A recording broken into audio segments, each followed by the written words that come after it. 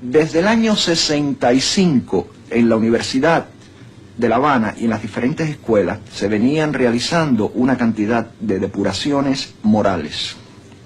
No eran depuraciones políticas. Ya las depuraciones políticas se suponía que habían dejado de existir, que todo el mundo era revolucionario, que todo el mundo estaba encantado con el gobierno revolucionario y no había ningún problema. Se citaba Asamblea General por medio de la Unión de Jóvenes Comunistas y todos los estudiantes tenían que ir. A esa Asamblea General, la Unión de Jóvenes Comunistas llevaba una lista de los candidatos a ser depurados. Algunos de estos candidatos sabían que iban a ser depurados y por lo tanto no iban. Otros no lo sabían y se daban cuenta allí. Las humillaciones durante las asambleas de depuración consistían en que se obligaba a todas las personas que estaban presentes a decir todos los insultos inimaginables a la persona que estaba siendo depurada. Y era algo de lo que las personas no se podían escapar, porque aclaraban muy bien que alguien que estuviera de acuerdo con la persona que estaba siendo depurada era a su vez depurada instantáneamente. Este tipo de persecución moral en Cuba no es realmente, como la gente piensa, una persecución de contenido. Es una persecución totalmente formal, es lo más fácil, es lo que mantiene a la gente totalmente entretenida. Es muy fácil perseguir a alguien por cómo se viste, por cómo se peina. Es lo más fácil que hay. Ahí no hace falta ninguna ideología, no hace falta ninguna elaboración mental. Hubo muchas personas que así abandonaron la universidad, se levantaron y se fueron. Pero otras personas no podían hacer eso por las razones que fueran, y entonces se quedaban ahí, tenían que levantarse y decían, ¿qué usted piensa de fulano de tal? Y entonces fulano de tal estaba allí así como un pobre infeliz, y venía alguien y le decía, sí, porque fulano me dijo y me miró con una mirada sospechosa el otro día, o el otro día cuando yo le di la mano, me quedó con la mano un poco más tiempo del necesario, ese tipo de cosas tan absolutamente cretinas. Y había gente que no lo podían soportar, porque nunca se lo imaginaron, y entonces se suicidaban, porque enfrentarse no solamente a la humillación pública de la universidad, sino a la humillación familiar, tener que volver a la casa y decir al padre o a la madre, me botaron de la universidad porque me acusaban de ser homosexual. Esta era la gente que se suicidaba. ¿Hubo un interrogatorio previo a tu detención en el estadio? Sí, había un militar que me dijo que yo, con cierta sorna, me dijo que yo pertenecía a la Unión de Escritores y Artistas y que todos los artistas y los intelectuales y los escritores eran todos unos maricones. Entonces... ¿Pero cómo es eso? ¿Por ser escritor eras maricón? Que todos eran maricones. No le dije absolutamente nada porque estaba en un lugar donde había un estado represivo, ¿no? Allí que voy a decir. Entonces el hombre me dijo que cogiera y que caminase, que diera la vuelta al salón y que caminase. Entonces yo, asombrado, con cierto asombro en realidad, cogí y caminé por todo el salón y le di la vuelta, me dijo que caminara de espaldas a él, y entonces con mucha ironía me dijo, ¿ves? De ahora en adelante nosotros vamos a hacer de ti un hombre. Como implicando que lo que iban a hacer era corregirme mi manera de caminar, me supongo. Que eso me haría un hombre. Caminar de una manera distinta como yo caminase. Es que por la manera de caminar... Claro, por la manera de caminar él detectó que había algo peligroso en mí. Aquel individuo que se tiñera el pelo, consideraban ellos de que era... de que podía presentar rasgos de una conducta homosexual.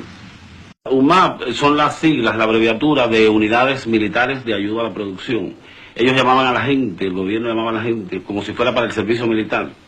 Pero entonces las personas que tenían fichas de la policía, que estaban fichadas en la policía, por ser no adeptos al gobierno o por ser distintas cosas, homosexuales o testigos de Jehová, cualquier religión que pertenecieran o algo, ellos la mandaban hacia esos campos y nadie sabía exactamente cómo eran esos campos. La gente creía que era un llamado de servicio militar, alguna gente decía que sí, que existían campos de concentración, pero nadie lo sabía en sí. Entonces nos citaron en La Habana, en un lugar que se llama el Jardín Botánico, un día al oscurecer, y salimos en unos ómnibus Leyland hacia la provincia de Camagüey. No sabíamos para dónde íbamos, ni nuestros familiares tampoco. El viaje de La Habana a Camagüey toma quizás 8 o 10 horas. Entonces no podíamos bajar del ómnibus, no podíamos llamar por teléfono a nuestros familiares, decirle a nadie dónde íbamos. O sea, íbamos en calidad de detenidos. Pues entonces entre las madres y entre los familiares se produjeron escenas de histeria. Y cuando los autobuses empezaron a salir del estadio, hubo gente que se tiraron, como esta señora que se tiró y se enganchó del autobús y hasta que el autobús la tiró. A mí me extrañó mucho estar en ese lugar porque yo no había sido fichado por nada, ni había tenido ningún problema, nunca había estado preso. Me extraña mucho. Pero después con el tiempo supe que en la casa de huéspedes que yo vivía en La Habana, en la calle de Estrella y Velascoín, había un individuo que hoy en día se encuentra en este país viviendo en Nueva York, que este individuo me había acusado para coger el cuarto que tenía en la casa de huéspedes porque un hermano de él era militar, del G2, tenía un gran cargo en el G2 en La Habana, y entonces me había mandado para allá para coger el cuarto. Los autobuses en el momento que nos montaron fueron precintados.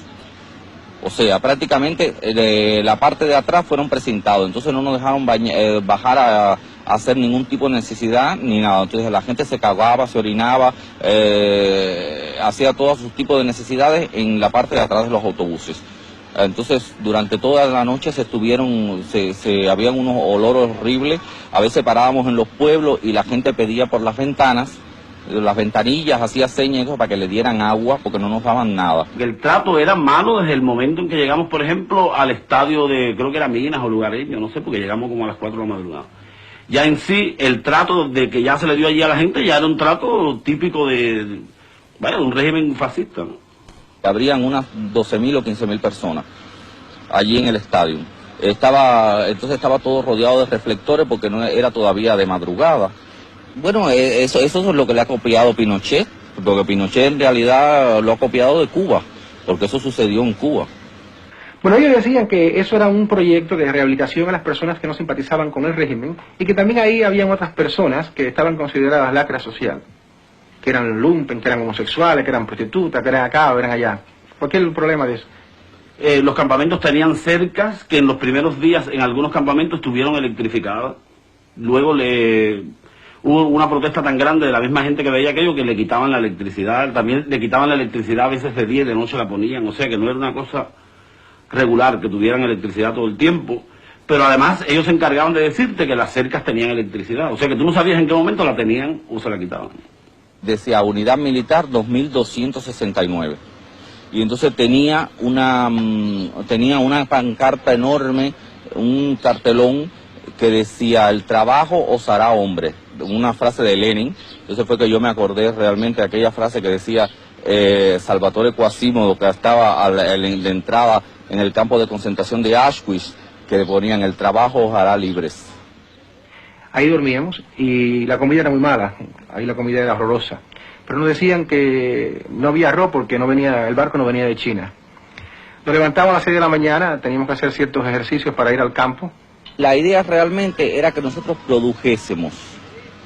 Era que produjésemos como si fuéramos esclavos. Era mano de obra, trabajo. Entonces se ponían cotas de rendimiento. O sea, tenías que rendir una cantidad determinada. Y si no traspasabas esa cantidad determinada, te ponías a represalias en contra tuya. Entonces ellos decían que la finalidad de eso era que uno se volviese comunista. Por eso que teníamos un adoctrinamiento político diario. Que aquello daba risa. Porque el que adoctrinaba no sabía nada ni de política ni nada de nada. Utilizaban el manual de marxismo-leninismo de Konstantinov, que es una cosa horrorosa. O sea, que en ese manual que de la Academia de Ciencias de la URSS, todo el mundo es fascista. Desde Helio hasta Platón es fascista. También los sistemas, eso de alfabetización era igual, por ejemplo, M de marxismo, R de Raúl, C de Castro, etcétera. Así, ese era el tipo de adoctrinamiento. O sea, que ya iban adoctrinando a la gente realmente con un lenguaje muy elemental, como un catecismo.